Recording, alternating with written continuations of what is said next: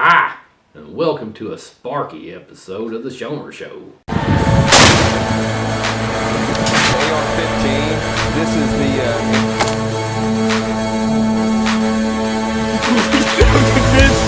the... There's no shortage of Flint and steel videos on the internet. And this is your regular old typical C-steel, high carbon steel. This is actually made by a blacksmith that is part of the American Mountain Man Association. And it's cool for what it is, but you can buy these on the internet all day long, and they're a couple of bucks to $10, whatever. But another guy who was a good friend of mine, who was also a member of the American Mountain Man Association, gave me a busted file. Like, oh, gee, thanks, Mountain Man, for the old busted file.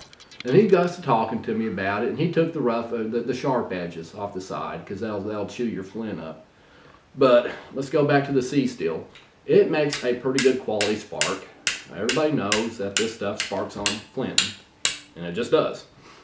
But here's what the file does. It's a lot easier to use. It throws a lot better quality spark. It's heavier, so you can resharpen your flint a little bit.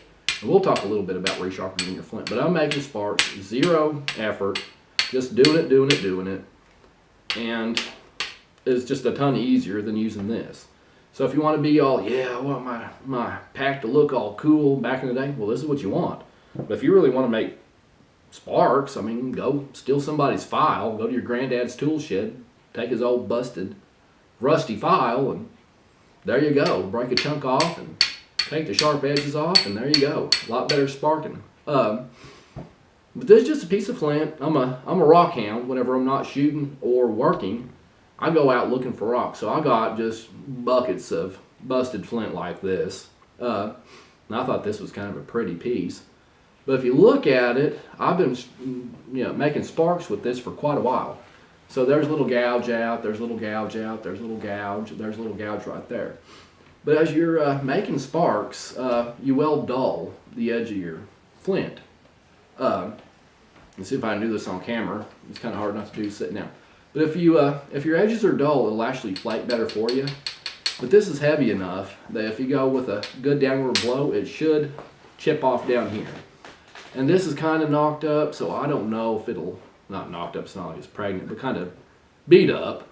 So I don't know if we'll get a good flake off of it, but we'll try to do a little flake here without breaking this whole thing, because I really do like this piece of flint. It fits my hand good. Let's try and sharpen it.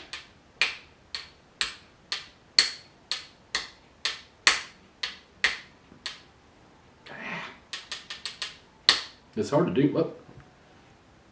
See, you'll knock little flakes off like this, and I don't know if you can see that very well.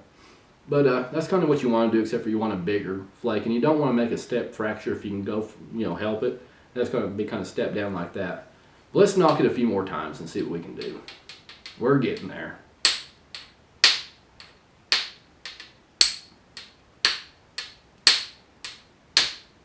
And there's another flake that comes off. So we're starting to get a better edge, but I'm also beating this edge up and dulling this part up. Let's try and turn it over and see if we can throw a better quality spark. So here we go. Yep, pretty good sparks.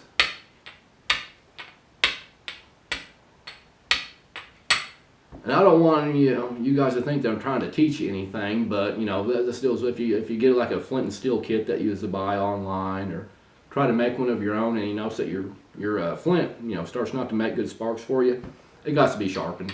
So, and you should probably wear eyewear. Oh, there went another pretty good.